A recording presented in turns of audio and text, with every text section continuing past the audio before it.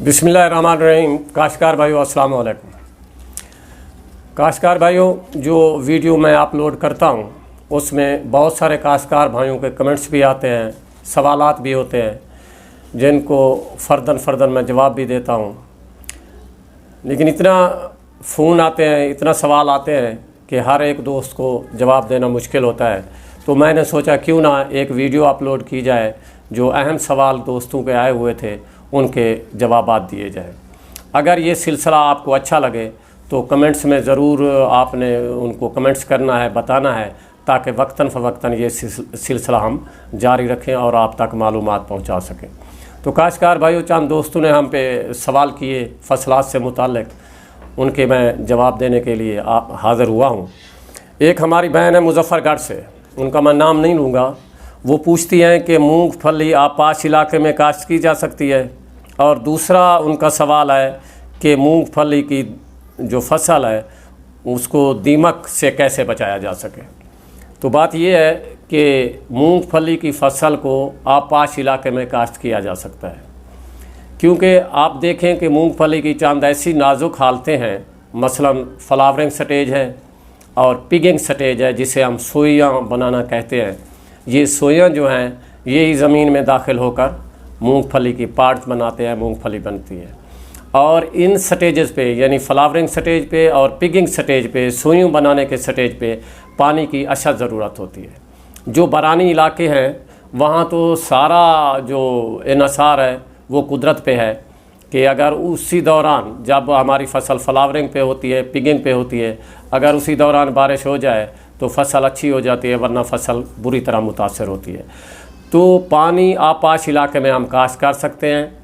हमारे जो मुज़फ़्फ़रगढ़ के एरियाज़ हैं वो जो ख़ास तौर पर बेट के एरियाज़ हैं, दरिया के करीब करीब एरिया है। इसी तरह अलीपुर की जो ज़मीनें हैं वो बड़ी नरम हैं, वहाँ हम मूंगफली को काश्त कर सकते हैं। आपाश इलाके में मूंगफली काश्त की जा सकती है। जहाँ तक मूंगफली की फसल को दीमक का सवाल है कि दीमक लगती है, अब क्या किया जाए। पहले तो कोशिश करें कि फसल को जब आप काश्त कर रहे हो तो मूंगफली का जो बीज है उसको किसी जहर के साथ ट्रीट करके ही काश्त किया करें। उसी वक्त ये भी हो सकता है कि आप क्लोरपाइरीफास 1500 मिलीलीटर यानी 1500 मिलीलीटर यानी 1.5 लीटर से 2 लीटर तक आप क्लोरपाइरीफास को किसी रेत में मिक्स कर दें और फिर उस रकबे पर उस खेत में छटा कर दें। उसके बाद आप ज़मीन की तैयारी शुरू कर दें और बाद में जो आप ड्रिल करते हैं या छटा देते हैं, जिस तरह भी काश्त करते हैं, आप काश्त कर दें। इंशाअल्लाह जो है वो दीमक से फसल हमारी बच जाएगी। जहाँ तक आपाश इलाके का ताल्लुक़ है, अगर इस वक्त लगी हुई है आपाश इलाके में तो 2 लीटर क्लोरपाइरीफास आप आपाशी के साथ दे दें, इंशाअल्लाह दीमक ख़त्म हो जाएगी। हमारे एक दोस्त है सद्दाम हुसैन साहब अटक से, पूछते हैं जिप्सम के फ़वायद। उनको मैंने बताया भी था, फ़ोन पे बात हुई थी, जिप्सम के फ़वायद और जिप्सम को किस तरह हम फसल में छटा करें। तो बाई हैंड ही छटा किया जाता है, मैनुअली छटा किया जाता है। वो पूछते हैं कि क्या इसका कोई ब्रॉडकास्टर है। तो सद्दाम साहब, इस वक्त मेरे इल्म में ऐसा कोई ऐसा आला नहीं है, कोई ऐसे इम्प्लीमेंट नहीं बना जो जिप्सम को ब्रॉडकास्ट करे। बहरहाल मैं लगा हुआ हूँ मालूमात लेने में, जो ही मुझे पता चला मैं इंशाअल्लाह आपको इन्फॉर्म करूँगा। एक हमारे दोस्त हैं इंडिया से, उन्होंने पूछा है कि बोरान का कोई असर जब हम चावल पकाते हैं उस पर भी कोई असर होता है। तो दोस्तों याद रखिए कि बोरान का फसल पकने में भी बहुत असर होता है। जब हम चावल को पका रहे होते हैं तो बोरान का असर उस वक्त तक रहता है।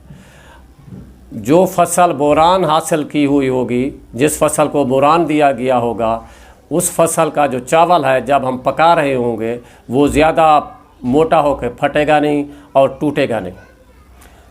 जिस फसल को बोरान नहीं दिया होगा, जहाँ बोरान की कमी होगी, तो वो दाना फट जाएगा, पकाई के वक्त जो चावल होता है फट जाएगा और टूट जाएगा।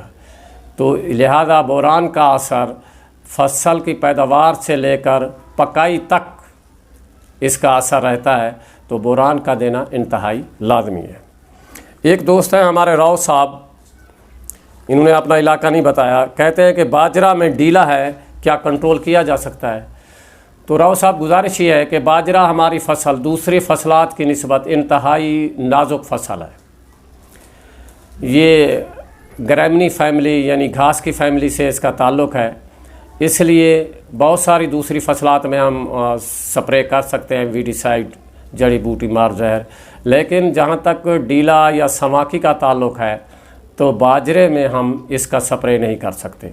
इसलिए बार बार कहा जाता है कि जब बाजरा काश्त किया जाए कि एक ख़ास तरतीब से यानी ड्रिल के ज़रिए से काश्त किया जाए, ताकि दो लाइनों के दरमियान जब ये डीला वगैरह उगाए तो इसको गोडी के ज़रिए तलफ़ किया जा सके। जब एक गोडी हो जाती है तो उस उतने में हमारी जो बाजरे की फसल होती है वो कुछ कट कर लेती है, साया बना लेती है, फिर इसका डीला वगैरह कोई नुकसान नहीं करता। हाँ, अलबत्ता अगर चौड़े पत्ते वाली जड़ी बूटियाँ हैं, मसलन इटसेट है, तांदला वगैरह है, तो ये भी इब्तदाई स्टेज अगर हो तो आप स्प्रे कर सकते हैं। इसको कंट्रोल करने के लिए कोई जड़ी बूटी मार जहर मसलन एट्राजीन आप इसका स्प्रे करके, उसकी मिकदार भी आम मामूल से कम रखनी पड़ेगी आपको। 250 से 300 मिलीलीटर फ़ी एकड़ के हिसाब से इटसेट को कंट्रोल करने के लिए स्प्रे करना पड़ेगा। और वो भी इटसेट की जो स्टेज हो वो इब्तदाई स्टेज हो। अगर इटसेट बड़ा हो गया तो उसको मारने के लिए मिकदार बढ़ानी पड़ेगी। अगर हमने एट्राजीन की मिकदार बढ़ा दी तो वो फसल के लिए नुकसानदेह होगा। लिहाजा डीला वगैरह मारने के लिए आप कोशिश करें कि फसल की गोडी किया करें। इसका कोई सच कोई इस तरह की जड़ी बूटी मार जहर नहीं है। हमारे एक दोस्त हैं राजनपुर दाजल से, कपास के काश्तकार हैं लियाकत साहब।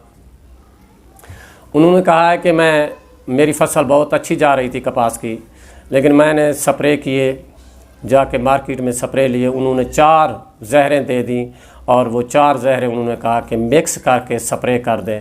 अब उसकी फसल, उन्होंने फ़ोटो भेजे हैं जो मैं आपको दिखा रहा हूँ, इस तरह के पिक्स हो गए हैं, इस तरह के फ़ोटो आए हैं, फसल की हालत ये हो गई है।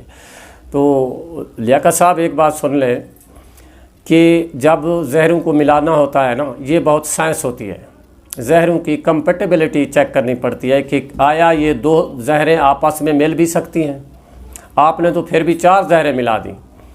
अगर ऐसी बात होती तो कंपनी वाले जो हैं, जो हमारे पेस्टिसाइड कंपनी वाले काम कर रहे होते हैं, ये आप मिक्सचर बना लेते, ये आपको मिक्सचर देते। तो ये कतन काश्तकार के बस की बात नहीं है कि 2 से 3, 4, 5 बग़ैर कंपेटेबिलिटी नोट किए हुए आप जहरों को मिला देते हैं और अपनी फसल की तबाही कर लेते हैं। तो फसल को याद रखिए, फसल जानदार होती है और जानदार पर जब जहर का स्प्रे हो रहा होता है ये उसी फसल को ही पता होता है। इसलिए 2 से पहले तो आप बग़ैर जाने, बग़ैर किसी माहिर से पूछे आपने स्प्रे 2 जहरें मिलानी ही नहीं है। फिर आपने 4 जहरें मिला दी तो आपकी पूरी की पूरी फसल तबाह हो गई। इसलिए गुजारिश है कि कभी भी ज़्यादा से ज़्यादा 2, इससे ज़्यादा आपने कभी भी मिक्सचर नहीं बनाना। और ये 2 जहरों का मिक्सचर भी आपने किसी माहिर से पूछ कर बनाना है। तो काश्तकार भाइयों, ये आपसे बातें शेयर करनी थी, आप दोस्तों के सवालों के जवाब देने थे। अगर आपको ये सिलसिला अच्छा लगा हो तो कमेंट्स में ज़रूर बताइएगा ताकि हम इस सिलसिले को जारी रखें। तो आखिर में आपसे एक बार फिर दरख्वास्त करूंगा कि जिन दोस्तों ने ये चैनल सब्सक्राइब नहीं किया उनसे गुजारिश है कि वो चैनल सब्सक्राइब कर लें ताकि हर आने वाली मालूमाती वीडियो आप तक बर वक्त पहुँच सके। इजाज़त चाहूँगा। खुदा हाफिज़।